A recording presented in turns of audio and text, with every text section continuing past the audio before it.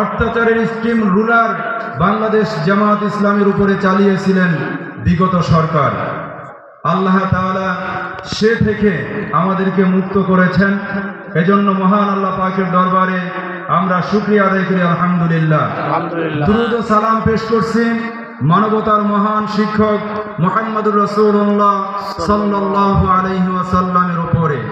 স্মরণ করছি সেই সমস্ত মর্দে মুজাহিদদেরকে যারা বাতিলের কাছে আপোষ না করে তাদের তাজা জীবনকে বিলিয়ে দিয়েছেন, তারপরেও তারা বাতিলের কাছে এক মুহূর্তের জন্য তারা মাথা নত করেন নাই। সেই আমাদের শহীদ ভাইদের কথা স্মরণ করছি, যাদের আত্মত্যাগের বিনিময়ে আজ আমরা এরকম একটি শান্ত পরিবেশে কোরআনের দাওয়াত মানুষের কাছে পৌঁছে দেওয়ার জন্য একটি উত্তম পরিবেশ যারা সৃষ্টি করে দিয়েছিলেন, সেই জুলাই আগস্টের বৈষম্য বিরোধী ছাত্র যারা শহীদ হয়েছেন, আল্লাহ তাআলা তাদের সকলকে শহীদের মর্যাদা দান করুন, সবাই বলি আমিন।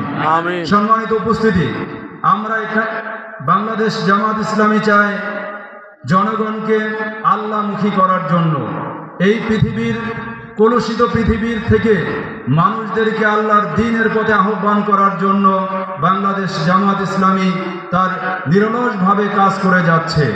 তার এই ধারাবাহিকতায় আজকে আমাদের এই আয়োজন।